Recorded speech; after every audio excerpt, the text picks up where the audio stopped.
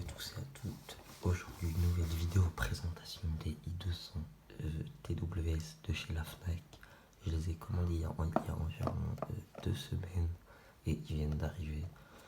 Donc, ils se présentent dans une boîte noire avec marqué i200 sur la face du côté droit et côté gauche.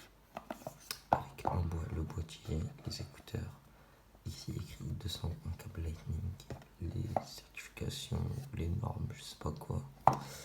Donc quand on ouvre la boîte, on a les écouteurs comme ça. Je les ai déjà ouverts pour voir ce qui est rendu. J'ai vu que c'était de la merde, c'était des faux i200. Du coup, je tiens à vous faire une vidéo pour pas que vous faites arnaquer sur la Fnac. Et s'il y a des marques qui sont intéressées, qui veulent bien m'envoyer leurs écouteurs sans fil pour que je les teste et je donne mon avis, ça vous ramènera un petit peu de pub.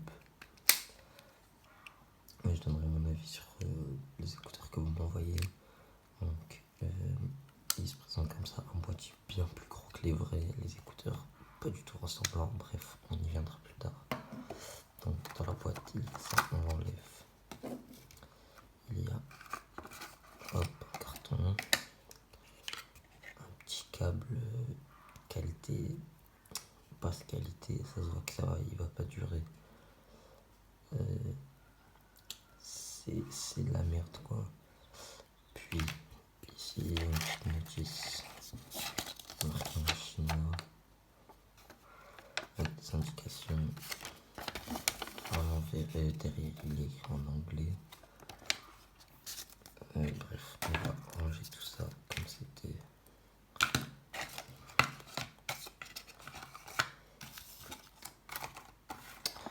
Du coup, dans les écouteurs, ils se présentent comme ça. La qualité, un plastique assez cheap, pas du tout ressemblant au vrai. Derrière, il n'y a pas de certification, ça c'est normal, sinon ce serait une contrefaçon et non une copie. Le bouton à l'arrière, avec quand il y a une lumière, mais ça on y viendra.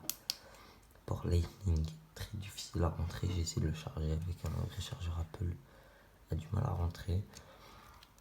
Les écouteurs pas du tout ressemblants, regardez la surprise, ils font de la lumière et sur le site ils indiquaient qu'ils n'en faisaient pas. Et ici, 2 points, pas du tout comme les vrais. Et ce que j'ai à dire d'autre dessus, ils se connectent pas du tout rapidement, il faut les sortir du boîtier quand la lumière clignote, ils se connectent. Il dure moins d'1 heure la batterie.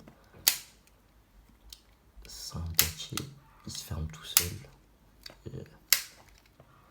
Regardez, au moindre mouvement, il se ferme. C'est vraiment pas de la qualité, ça va même pas durer 1 mois, ça je le sens. Donc s'il y a des marques qui veulent proposer des écouteurs bien mieux, qui me proposent. Qu'est-ce que j'avais de dire dessus? Il n'y a pas le pop-up qui s'affiche. On est obligé de les sortir. Déjà, il y a de la lumière. Elle est dans paramètres Bluetooth et après les connecter. Ils chargent très lentement et ils se déchargent très rapidement. Très très léger, pas comme le poids des vrais. Le métal ici il est abîmé, c'est vraiment pas de la qualité. À voir si ça dure dans le temps, mais je pense pas. Ici, pas que, sur le site ils indiquaient que ça ressemble au vrai. Pas du tout, ici il n'y a qu'un trait et pas le petit point. Et derrière ici, c'est pas du tout le même truc ici. Ici il n'y a pas le capteur, le petit rond noir. C'est vraiment pas top. Du coup, moi je vous dis n'achetez pas. Je vais vous mettre le site, le lien des écouteurs de la Fnac pour pas que vous les achetez. Pour si vous tombez dessus, vous les achetez pas. S'il y a une marque qui veut me proposer des écouteurs de bonne qualité et que je présenterai en vidéo à la communauté. Sur ce, les gens, à plus pour de nouveaux déballages. Ciao.